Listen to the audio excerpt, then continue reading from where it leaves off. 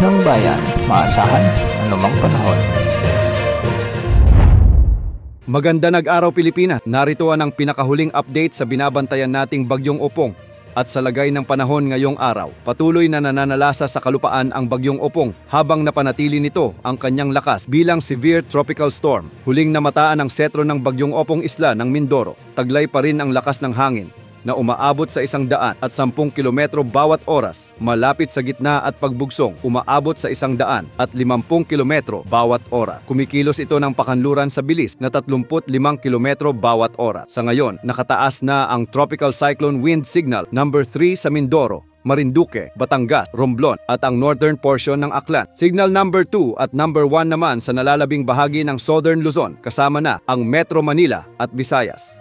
At dahil sa epekto ng Bagyong Opong, na makakaranas pa rin ng masungit na panahon at mabagyong panahon ang Metro Manila, Eastern Visayas, Bicol Region, Calabarzon, Bataan, Bulacan, Aklan, Capiz, Antique, Iloilo, Cebu, ang northern portion ng Palawan, Occidental Mindoro, Oriental Mindoro, Marinduque at Romblon. Kaya posible ang banta ng mga pagbaha at pagguho ng lupa dahil minsan ay may mga umiiral na malalakas at matitinding pagbuhos ng ulan. Samantala makakaranas naman ng mga pag-ulan at pagbugso ng hangin ang nalalabing bahagi ng Central Luzon, Isabela, Quirino, Nueva Vizcaya, Mountain Province, Ifugao, Benguet, Ilocos Sur, La Union, Pangasinan, Negros Occidental, Bohol, Surigao del Norte at Dinagat Islands. Dulot pa rin ito ng Bagyong Opong.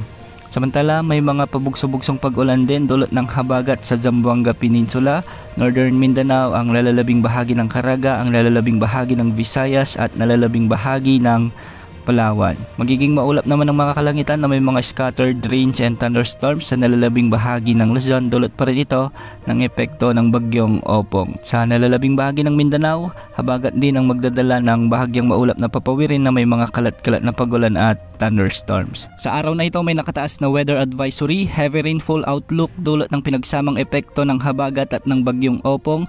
At ngayong araw posibleng makaranas ng mahigit 200 mm na pagulan. Ito yung mga nasa color red, ang Occidental Mindoro, Oriental Mindoro, Sorsogon, Masbate, Romblon, Northern Samar, Samar Province at Eastern Samar. Ito yung mga lugar na posibleng madaanan ng Bagyong Opong sa kanyang pananalasa. Kaya sa mga lugar na ito, mag-ingat po sa mga matitinding pagbuhos ng ulan at mapaminsalang hangin na dala ng Bagyong Opong.